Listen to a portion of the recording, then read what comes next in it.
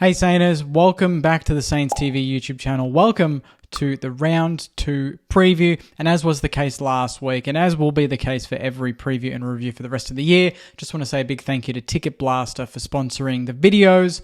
You can find information on them on www.ticketblaster.com.au. They are an official reseller of premium tickets, such as the Medallion Club tickets. I checked them out last week for the Freo game, and they were unbelievable. So if you're looking to upgrade a standard ticket to a premium ticket for a very, very decent price of, say, $100, which is amazing, head on over to their website to do that. I will be hopefully in a position to give away some Medallion Club tickets throughout the year as well. So if you want a chance of winning those, make sure you subscribe to the channel. Okay, so there's 3 minutes on the clock until the teams come out for the Round 2 clash, St Kilda versus Western Bulldogs. I'm pretty confident what the changes will be. I know there's a few players up in the air for the Doggies, but it's a big game nonetheless, Sainers. It's a team like the Western Bulldogs that were touted as top 8, top 4 even chance this year, even premiership contenders for some predictors. And they got a shellacking, to the hands of Melbourne last week, who, to be fair, the way they're playing, they're going to beat a lot of teams by big margins. They look very, very good, the Melbourne Demons at the moment. We saw that in the preseason. They saw it in round 1. So it's hard to I'm not expecting a shit Western Bulldogs outfit on Saturday night. They're going to be improved. They're going to be better. They'll probably miss a few important players, but they've still got a midfield that is batting very deep, that is probably top 3, top 4 midfields in the comp. They have the Bont. They have Norton. They've got a very, very good team, and they've beaten us up, the last couple of times we've played them. So I think it's a good week for us to get a couple of reinforcements. We do lose a couple of players, though. Unfortunately, Jimmy Webster is not going to get up for the game, so he's an out, and Jack Bytel as well, who I thought looked pretty good early in the game last week and could have been used as a handy tagger this week on someone like the Bont or even one of their other million midfielders that they have. But we're going to be missing those two. But the good news is, I believe, and we'll wait 2 minutes on the clock now until the teams come out, but I'm pretty confident that Marcus Windhager is going to get up for the game, which is awesome. He can take that Bytel position, maybe play a bit of a tagging role, as well as getting his own ball. And then the other player is Seb Ross. So I believe he's gone through a test this week, and that's gone pretty well. And that was the only thing that was going to stop him from playing this week, was failing that fitness test. So I believe that's gone well. We spoke to him last week before the game, myself and Joycey, and he said that he'd be ready this week. So he was pretty confident in saying that, and it looks like that's going to be the case. So it's a good week for us to get two pretty durable, pretty endurance-based sort of midfielders that can run all day. They both can tag. They can get their own footy.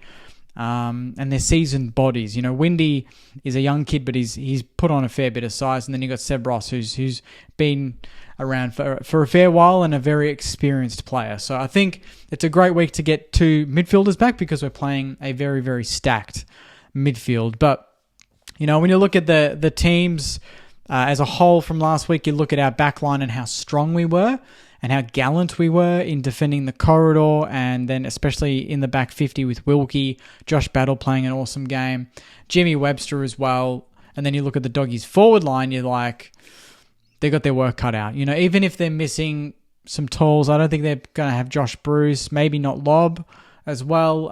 They're still going to have Norton and Darcy. And then Liam Jones in defence is a 50-50 at the moment. Yeah, it's a big one. For us to have the opportunity to go 2-0 and to take down two teams that played finals last year in the first 2 weeks would be absolutely huge. So I think, this is a massive game. The Dogs are not going to be easy, but for me, they're a team that's susceptible to pressure.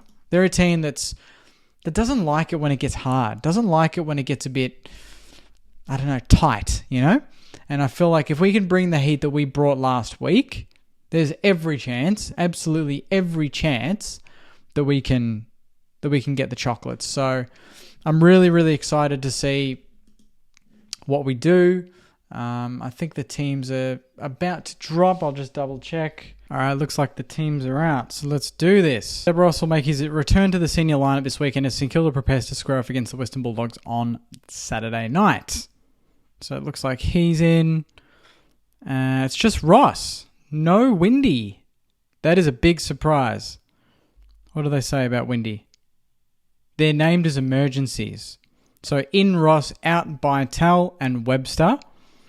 Ben Patton was last week's substitute, so I would assume, yes, he's now in the selected 22.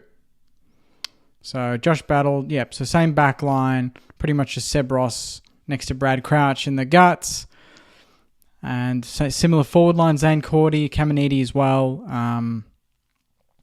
Marcus Winhager, Tom Highmore, Jack Paris, Tom Campbell. That is a surprise. Bytel out, that Windy would be an honest replacement, but it looks like they've gone with Ross, and they've given maybe Windy a bit more time. There could well be a laid out and Windy plays, or he could be the sub. Windy could be the super sub, and he could come on in the second half and batter some guys and get us over the line. So let's have a look at the Dogs lineup quickly. In, Hayden Crozier, Riley West, and Riley Garcia. Out, Rory Lobb, Adam Treloar hamstring, Jason Johannesson, and Mitch Hannon. So their forward line will still have Darcy, Ugelhagen, and Norton. And obviously they've got Bailey Smith, Bont, and then you've got Liberatore and Jack McRae. In the middle, their back line is light on. So Liam Jones is named, and Alex Keith. So they're the main two there. But then you've got Taylor Duray, Hayden Crozier, Bailey Dale, who's very good, but not really the most disciplined when it comes to defending, and Ed Richards. So there's a back line there to be had. Yeah, against our makeshift forward line, that actually works out pretty well. Caminiti takes Jones, Cordy takes Keith, and then, we've got Owens that can fly at everything, and Filippo that can cause some damage, and then you've got Butler and Higgins and Gresh. So there's a chance here, when you look at that back line. It's just their midfield, because if their midfield gets on top, then inevitably they're going to get supplied their forwards like Norton, and he's going to kick a bag. So our midfield needs to be as switched on as it was last week. And that will go a long way into us winning the game. And then obviously Rowan Marshall, a big, big game on Tim English, who in a losing side last week was still very good. So there's a lot of good one-on-ones in this, but handy outs. Rory Lobb killed us last year. Adam Treloar is another midfielder that just would tear us up, and he's out. And then Jason Johannesson, a bit of pace, and Mitch Hannon's been omitted. So that bodes well for us. I think it's going to be a very close game. I have tips in Kilda off the back of last week. How can you not after, the result of last week was so good? So, yeah, that's the lineups in just Seb Ross. So no Windy, although he is in the emergencies, and Webster and Bytel out. Ben Patton regains his position in the starting 22. Comment your thoughts. I want to hear your thoughts on how you're feeling about this game. Are you nervous about this? I did actually... Before I end the video, I did actually put a Insta story out earlier today on how people are feeling about the game. So I'll go through these, and then if you want to share your thoughts on YouTube, please comment them as well. Harry says, excited to see if our defenders can break even in the air. We can use our speed on the exit. Dylan says, too confident that it's uncomfortable. Liam says, I reckon we will absolutely obliterate them. Nice confidence there.